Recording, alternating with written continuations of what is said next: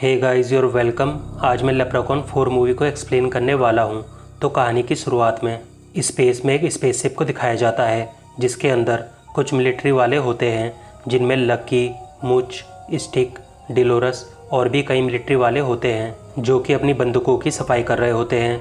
और कुछ समय बाद वहाँ पर सार्जेंट होकर आता है जो उन सभी लोगों से कहता है, तो ठीक है सभी सुनो, हम इथाकॉन ग्रह की परिक्रमा कर रहे हैं और कुछ ही मिनटों में हम शटल क्राफ्ट में सवार होंगे और जब हम उस जगह पहुंच जाएंगे तो हमारा मिशन होगा उस एलियन को खोजना और उसे नष्ट करना, क्योंकि वह जो एलियन है उसने पिछले 6 महीनों से गैलेक्टिक माइनिंग के कार्य में काफ़ी रुकावट कर रखी है, जिस कारण काफ़ी पैसों का नुकसान हो रहा है। इसलिए उस एलियन को ढूंढो और उसे मार डालो।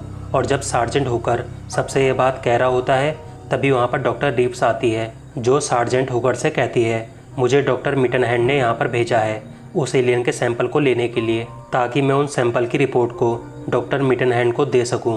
और तब डॉक्टर रीव्स की यह बात सुन सार्जेंट भड़क जाता है और स्टिक से कहता है, मेरी बात डॉक्टर मिटनहैंड से कराओ।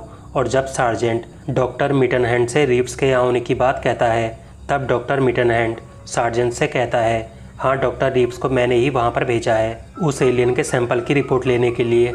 और उसके बाद सार्जेंट बुक्स से डॉक्टर रीव्स के साथ रहने और उसे सब समझाने को कहता है।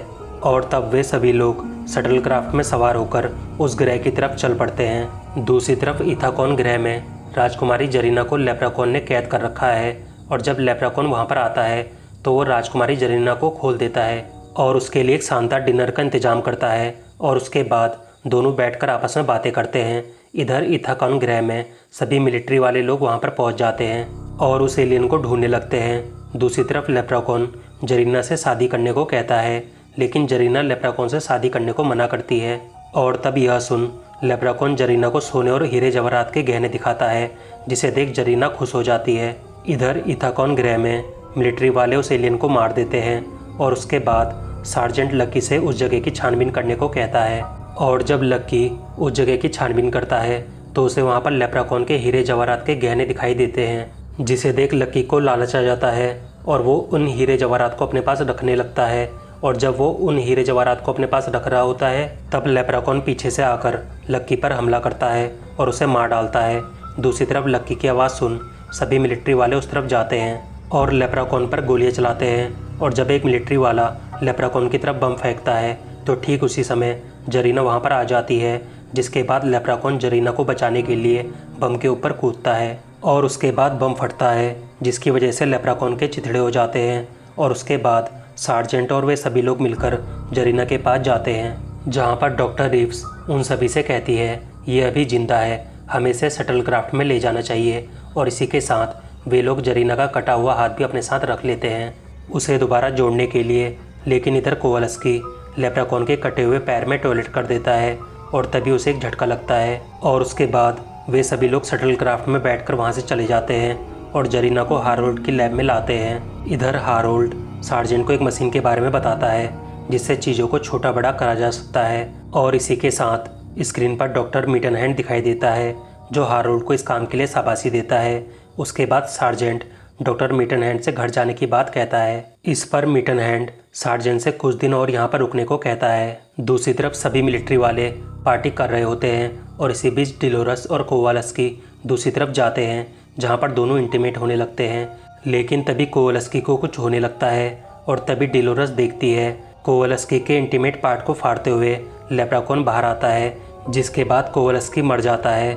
और तब लेप्रेकॉन डिलोरस पर हमला करता है, लेकिन डिलोरस लेप्रेकॉन को मार वहाँ से भाग जाती है और भागकर अपने साथियों के पास आती है। दूसरी तरफ हारोल्ड जरीना के कटे हुए हाथ को देखता है जो कि खुद से ही ठीक हो जाता है। और तभी ये सब पीछे से डॉक्टर मिटनहैंड देख लेता है और हारोल्ड से जरीना के डीएनए का सैंपल लेने को कहता है। इधर सार्जेंट और बाकी सभी मिलिट्री वाले लेप्रेकॉन को ढूंढते हैं और इसी बीच लेप्रेकॉन को ढूंढते हुए मुच मारा जाता है, जिसके बाद सार्जेंट और सभी लोग मिलकर हारोल्ड की लैब में जाते हैं, जहाँ पर सार्जेंट हारोल्ड से डॉक्टर मिटनहैंड से बात कराने को कहता है। उसके बाद हारोल्ड सार्जेंट की डॉक्टर मिटनहैंड से बात कराता है, जहाँ पर डॉक्टर मिटनहैंड सार्जेंट से कहता है, तुम अपने साथियों के साथ मिलकर उस लेप्रेकॉन को मार दो। लेकिन सार्जेंट डॉक्टर मिटनहैंड की बात नहीं मानता और मिटनहैंड से कहता है, मेरे 3 साथी मारे जा चुके हैं और अब हम यहाँ नहीं रुकेंगे, और अपने साथियों के साथ जाने लगता है। लेकिन तभी डॉक्टर मिटन हैंड अपने कमरे से बाहर आता है, जिसे देख सार्जेंट और सभी लोग रुक जाते हैं, क्योंकि डॉक्टर मिटन हैंड आधा इंसान और आधा मशीन का होता है। उसके बाद सार्जेंट और मिटन हैंड आपस में बातें करते हैं, जिसमें सार्जेंट मिटन हैंड से कहता है उस गुफा से जो कुछ भी मिलेगा बोनस के साथ 3% हम लोग रखेंगे। और उसके बाद वे सभी लोग वहाँ से चले जाते हैं और लेप्राकॉन को ढूंढने लगते हैं। दूसरी तरफ हारोल्ड अपनी लैब में जरीना के खून के सैंपल को लेकर डॉक्टर मिटन हैंड के उंगली के मांस के टुकड़े के साथ मिलाता है, जिसके बाद उन्हें उंगली का पुनर्निर्माण देखने को मिलता है, जिसे देख डॉक्टर मिटन हैंड काफ़ी खुश होता है, क्योंकि इस एक्सपेरिमेंट के जरिए वो अपने आप को ठीक कर सकता है। इधर सभी लोग मिलकर लेप्राकॉन को ढूंढते हैं और थोड़ी देर बाद लेप्राकॉन डॉक्टर रीव्स और बुक्स पर हमला करता है, लेकिन डॉक्टर रीव्स और बुक्स किसी तरह लेप्राकॉन के हमले से बच जाते हैं। और दूसरी तरफ डैनी लेप्राकॉन के पीछे जाता है और तब लेप्राकॉन डैनी को मार देता है।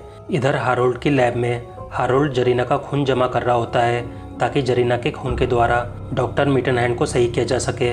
दूसरी तरफ डेलोरस किसी तरह लेप्राकॉन को मार देती है, जिसके बाद सभी मिलिट्री वाले बहुत खुश हो जाते हैं। लेकिन थोड़ी देर बाद लेप्राकॉन फिर से जिंदा हो उठता है और इस बार वो डेलोरस को उस जगह से नीचे फेंक देता है। और जब सभी लोग डेलोरस को ढूंढते हुए उसके पास आते हैं तो वे देखते हैं डेलोरस मर चुकी है। दूसरी तरफ हारोल्ड अपनी लैब में जरीना के खून का सैंपल तैयार करके जब डॉक्टर मिटन हैंड को इंजेक्शन के द्वारा लगाने ही वाला होता है, तभी लेप्राकॉन डॉक्टर रीव्स का रूप बदलकर हारोल्ड की लैब के बाहर आता है और उससे दरवाज़ा खोलने को कहता है। और जब हारोल्ड दरवाज़ा खोलता है तब लेप्राकॉन हारोल्ड को एक धारदार हथियार से मारकर लैब के अंदर आ जाता है। और जब लेप्राकॉन डॉक्टर मिटन हैंड से बात कर रहा होता है तब हारोल्ड पीछे से आकर लेप्राकॉन को धारदार हथियार से मारता है, लेकिन लेप्राकॉन को कुछ नहीं होता। उसके बाद लेप्राकॉन एक स्टील प्लेट से हारोल्ड के चेहरे पर मारता है, जिसके बाद हारोल्ड के चेहरे का नक्शा ही बदल जाता है। और तब लेप्राकॉन जरीना को जगाता है और उसके बाद लेप्राकॉन जरीना के खून के सैंपल में मकड़ी और बिच्छू को डालता है और एक मिक्सचर बनाता है और उस मिक्सचर को एक इंजेक्शन में भरकर वो इंजेक्शन डॉक्टर मिटन हैंड के सर में लगाता है। लेकिन तभी सार्जेंट अपने साथियों के साथ लैब के अंदर आ जाता है, जिसके बाद वे सभी लेप्राकॉन पर गोलियां चलाते हैं और गोलियां चलती देख लेप्राकॉन और जरीना वहां से भाग जाते हैं। उसके बाद सार्जेंट और उसके साथी लेप्राकॉन का पीछा करते हैं और तब एक जगह पर जाकर लेप्राकॉन अपनी जादुई शक्तियों से सार्जेंट के शरीर में विस्फोटक बम लगा देता है, जिसके बाद लेप्राकॉन सार्जेंट को अपने साथ ले जाता है और एक जगह पर जाकर लेप्राकॉन सार्जेंट से लड़की बनने को कहता है और डांस दिखाने को कहता है और उसके बाद सार्जेंट वैसा ही करता है। इधर हार्लोट लैब में डॉक्टर मिटन हैंड एक क्रीचर में बदल जाता है, जो कि आधा मकड़ी और आधा बिच्छू होता है।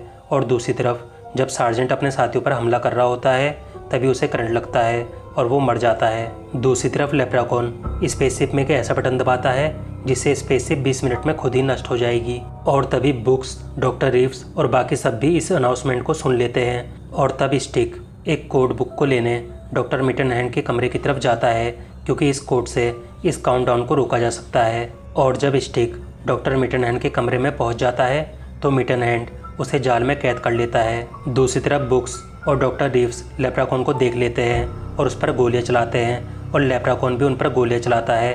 और जब डॉक्टर रीव्स गोलियों से बच रही होती है तब उससे गलती से उस मशीन का बटन दब जाता है, जिससे चीज़ें बड़ी होती हैं और तब उस मशीन की लेजर लाइट लेप्राकॉन को लगती है, जिस कारण लेप्राकॉन बड़ा होने लगता है। उसके बाद बुक्स और रीव्स एक जगह पर जाकर छुपते हैं, जहाँ पर बुक्स रीव्स से स्टिक की मदद करने को कहता है और उसे स्टिक के पास जाने को कहता है। इधर लेप्राकॉन अपने को बड़ा देख काफ़ी खुश होता है और बुक्स को मारने के लिए उसे ढूंढता है। दूसरी तरफ डॉक्टर रीव्स किसी तरह डॉक्टर मिटन हैंड की लैब में पहुंच जाती है, जहां पर डॉक्टर मिटन हैंड रीव्स पर हमला करता है। उसके बाद रीव्स किसी तरह बचते हुए नाइट्रोजन गैस सिलेंडर के पास जाती है और उसे खोलकर पाइप मिटन हैंड की तरफ करती है, जिस कारण नाइट्रोजन गैस की वजह से मिटन हैंड की बॉडी जम जाती है। उसके बाद रीव्स मिटन हैंड पर गोलियां चलाती है, जिसकी वजह से मिटन हैंड के टुकड़े हो जाते हैं। इधर लेप्राकॉन बुक्स को ढूंढता है और बुक्स जरीना को लेकर एक जगह पर छुपता है, लेकिन तभी स्पेसशिप का दरवाज़ा खुलता है, जिसकी वजह से लेप्राकॉन बाहर स्पेसशिप में खींचा चला जाता है और थोड़ी देर बाद लेप्राकॉन फट जाता है। इधर स्पेसशिप के अंदर तीनों के काफ़ी सोचने के बाद डॉक्टर रीव्स विजार्ड कोड डालती है और कोड डालते ही स्पेसशिप में जो विस्फोट होने वाला था वो कैंसिल हो जाता है। और इसी के साथ लेप्राकॉन 4 मूवी की कहानी यहीं पर ख़त्म हो जाती है।